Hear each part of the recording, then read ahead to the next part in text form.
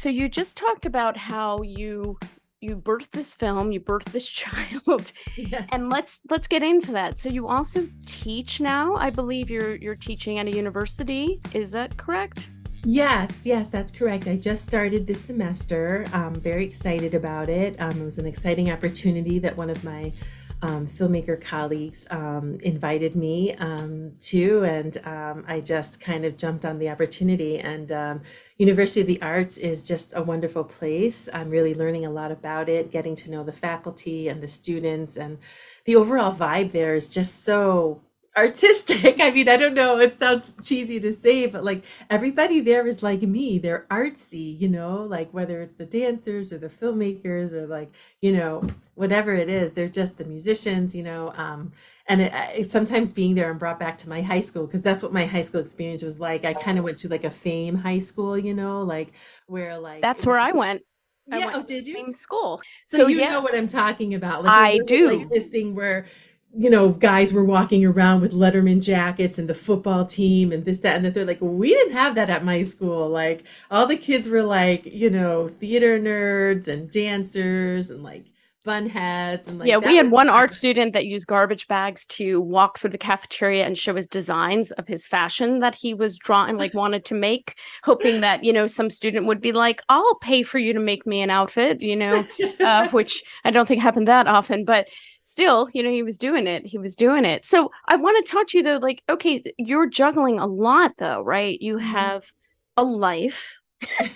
I hope, right? A Yes. husband, friends, family, what you have that. You have a child, which obviously is part of that life, but Mhm. that's a very specific thing. And then Yeah. you have a teaching job, and you had Mhm. talked about how you got a full-time job to finish your film. So that Yeah. was a balance even then. So Yeah. can you talk a little bit about that balance? Because I think a lot of people get out of school, right? So this is partly, there are people watching this who are just out of school, or people who maybe are 10 years in going, I'm still figuring out how to juggle it all, or Mhm. wondering, is it just me that has to have a job? I'm a loser. And that's not the case. The more and more Definitely people not I the talk case. to, the more and more I realize everybody's got four jobs. So Mhm. whether it's parenting, a job and a, filmmaking job and all that, or more, right? Yeah, So yeah. can you just talk a little bit? How do you do that and not have a nervous breakdown?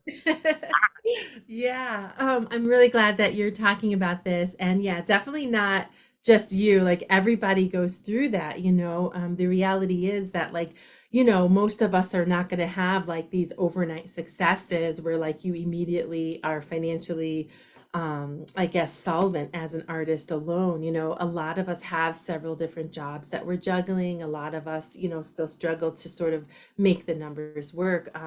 And we don't lead the, I guess, the traditional life that non-artists do, where they have like a stable job, 9 to 5 for many many years, and they're able to build a very structured life around that. So definitely, kudos to us for choosing to take this road. It's certainly not an easy one. And the balancing thing, it's definitely taken a lot to master it because I did struggle with it for a long time, especially when my son was an infant. Those early years are the hardest because it's like you're not sleeping through the night and you're paying for preschool and daycare and also trying to, keep a roof over your head and trying to be an artist at the same time. And, it was really kind of difficult and intense, but I did eventually find a balance. And one of the things was I found that, the 9 to 5 job, I worked as an executive assistant for many years. And that was really great in the sense of, providing an income, obviously, for my family. And it does use a lot of your left brain kind of skills, that a lot of us like organizational and, just planning and production. There's some crossover skills there, right? For film production. But I found that pursuing the teaching area was a better fit for me as a filmmaker because number one, it was more meaningful to me, like really sharing my passion and helping in the emergence and growth of up and coming artists. And number two, in the flexibility and sort of agency over my workload, I was able to use my creativity to develop curriculum and syllabi, and I was able to really guide, the course. over the course of a few weeks. And, I did, and I do continue to have several different teaching jobs and accept, residencies or opportunities as they come along. But that has definitely helped me with the balance because I'm able to, for instance, be home in the mornings and help my son get ready for school and walk him to the bus stop. And then I come home and I, get to work right away on my teaching work. And I'm very thankful to have a partner who I work closely with, in parenting. So we kind of juggle, and he's an actor as well. So, he understands this life and my passions because he shares them as well. And whenever he needs a night off to go do improv or whatever, I'm happy to sort of take on the load. And, so we work together to sort of give us this balance. But it is definitely an ongoing thing. You have to be really intentional about it. Being intentional about the opportunities that you say yes to and the opportunities that you say thanks but no thanks to.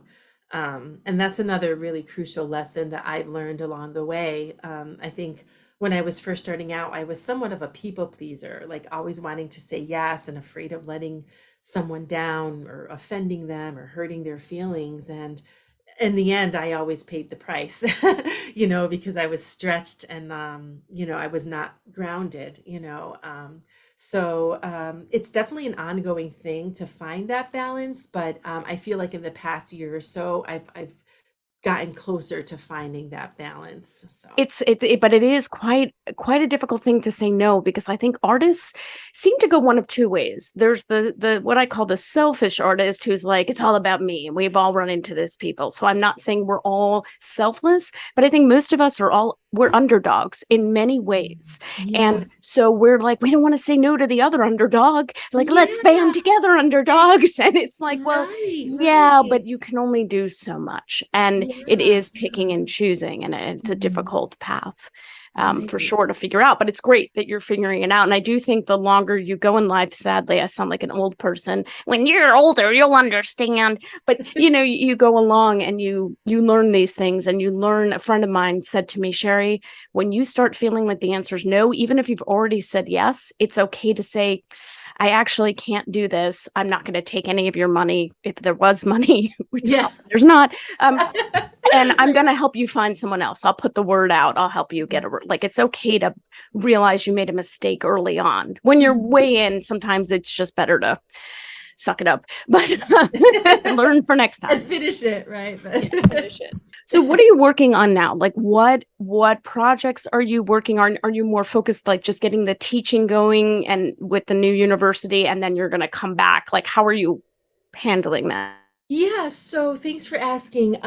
Well, in the past few weeks, just because it's new and I really want to do a good job and, hit the ground running on a positive note, my focus in the past few weeks has been my new job at University of the Arts, getting a feel for the students, getting a feel for the job, and, recognizing when, okay, this is not working out, maybe I need to tweak this a bit. And I'm getting a lot of guidance from the students themselves because they're kind of like telling me, we're used to it being like this and we don't usually do it. So it's been like a learning process. So I've definitely been intentional about like putting my focus there.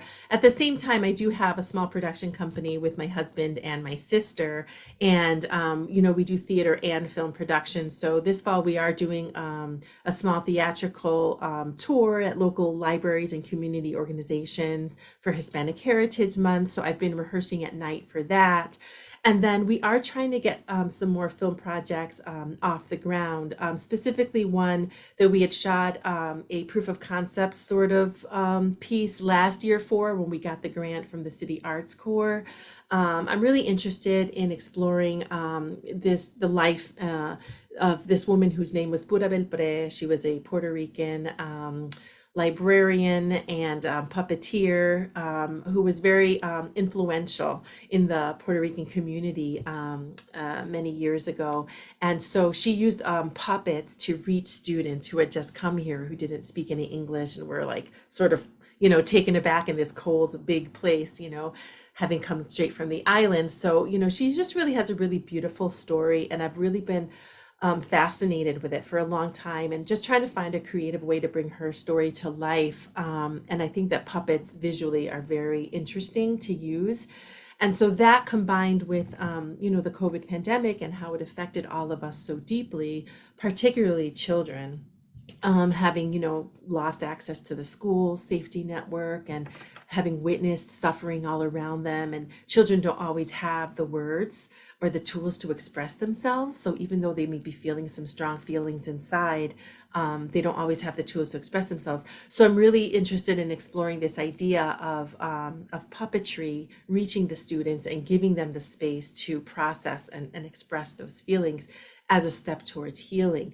So all of this to say, we're working on a project, and we got a small grant last year when the City Corps gave grants to various artists, and it was really successful. We shot a short film. It's about 5 minutes long, and it basically, is sort of like a teaser, I guess, where it shows a teacher who was able to reach a student who had become mute. He was so bottled up with his feelings, he couldn't talk about it. He had lost his mother to COVID, so he shut down. And so it wasn't until a teacher reached out to him through the use of puppets that she was able to draw him out of his shell and sort of start him off on the journey to healing and recovery. So we had this, screening with the Latino community in Brooklyn, and we had a puppet making workshop afterwards, and we just engaged with the parents and sort of like a spark kind of event. And it was really, really nice, and it was really meaningful, and we could see that it had a great impact on this community. So right now we're sort of trying to build on that, and we're trying to get the funding together to do a feature of this film based on that same story concept.